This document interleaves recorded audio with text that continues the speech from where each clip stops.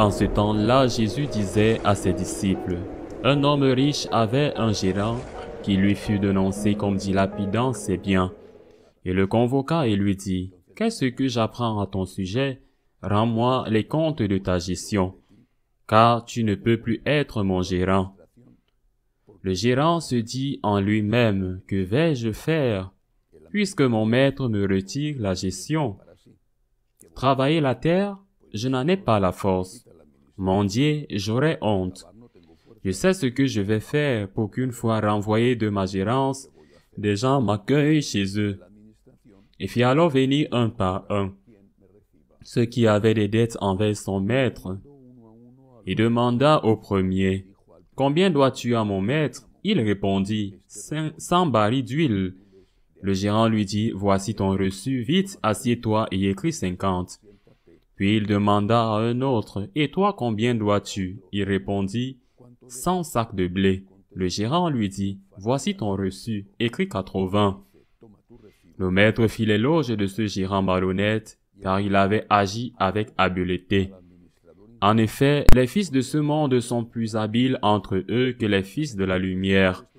Eh bien moi, je vous le dis, faites-vous des amis avec l'argent malhonnête, afin que le jour où il ne sera plus là, ses amis vous accueillent dans les demeures éternelles. Celui qui est digne de confiance dans la moindre chose est digne de confiance aussi dans une grande. Celui qui est malhonnête dans la moindre chose est malhonnête aussi dans une grande. Si donc vous n'avez pas été digne de confiance pour l'argent malhonnête, qui vous confiera le bien véritable?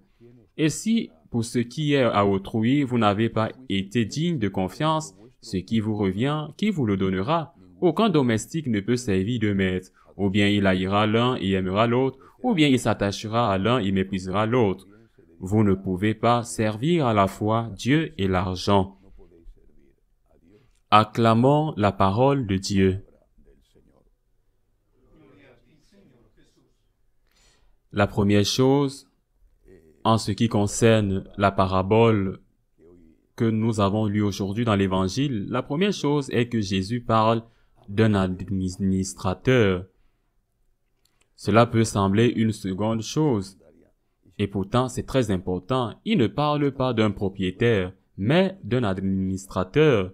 C'est-à-dire que le Seigneur considère que tout ce que nous avons n'est pas à nous. Nous sommes des administrateurs. Ce sont des dons de Dieu. Même ce que nous avons gagné avec nos efforts sont des dons de Dieu. Nous sommes des administrateurs. Le propriétaire est Dieu.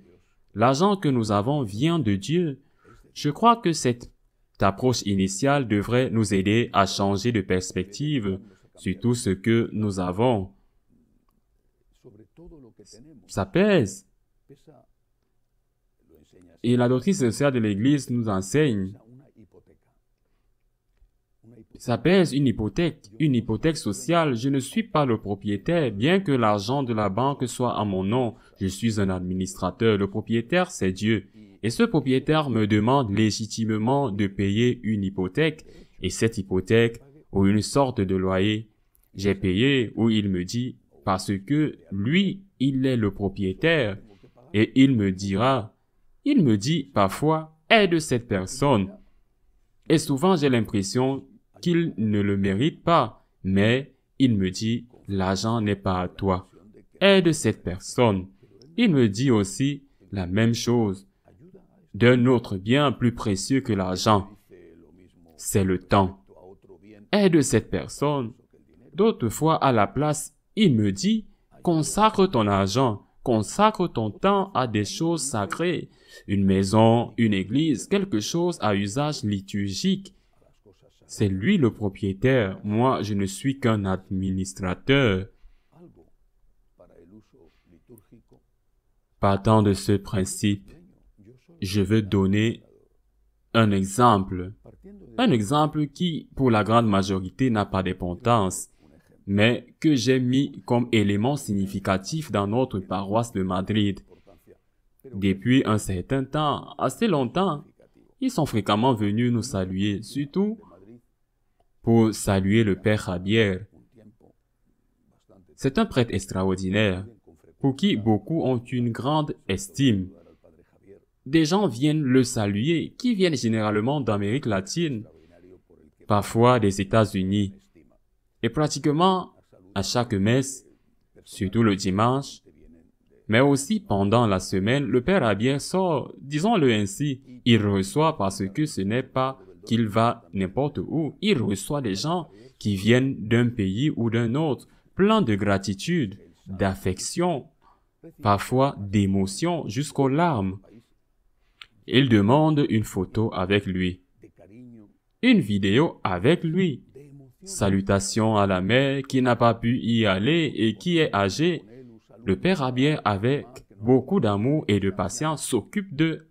Après les différentes messes, tous les dimanches, et même plusieurs jours dans la semaine, pratiquement jamais personne ne fait de dons. Jamais personne. On ne parle pas des pauvres, des gens qui n'ont pas.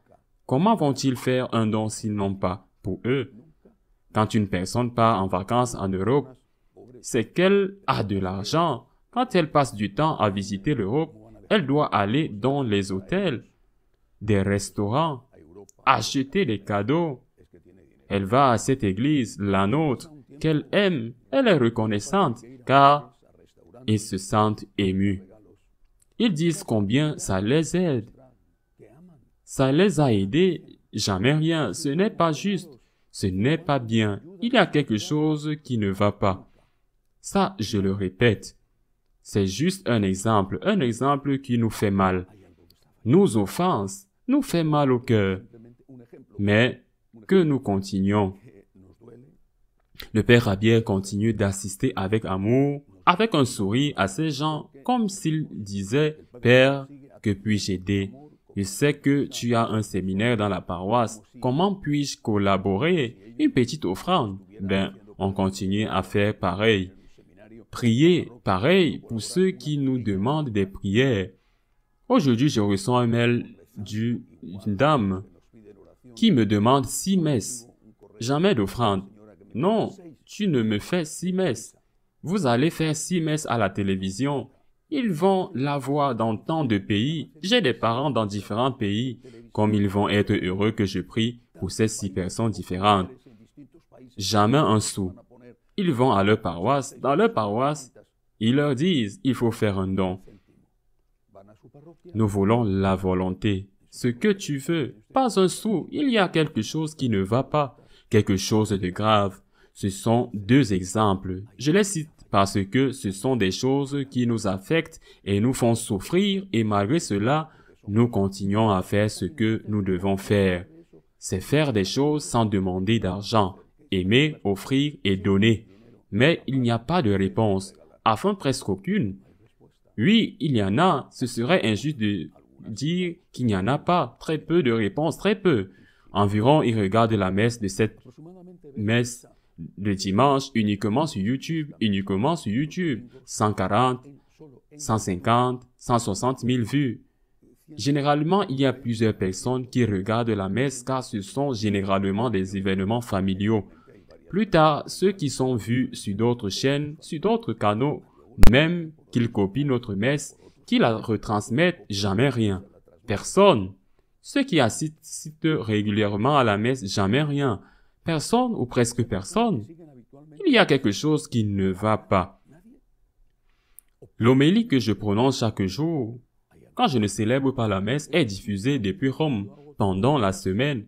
Mais l'homélie que j'enregistre chaque jour, généralement à Rome, où je vis, a une audience quotidienne d'environ 50 personnes et 70 000 personnes. Parfois, une seule personne écoute l'homélie. D'autres fois, plusieurs. C'est uniquement sur YouTube. Jamais personne, rien.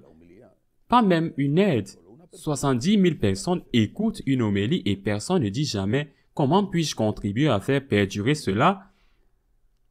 Nous avons un sérieux problème. Et ce n'est pas nous qui avons le problème. Je ne veux pas être payé. Je ne veux pas. Et on m'a dit plusieurs fois de faire un abonnement pour que vous ayez à écouter l'homélie. Tu payes une petite somme par mois ou tu dois payer une petite somme par mois pour écouter la messe à la télévision.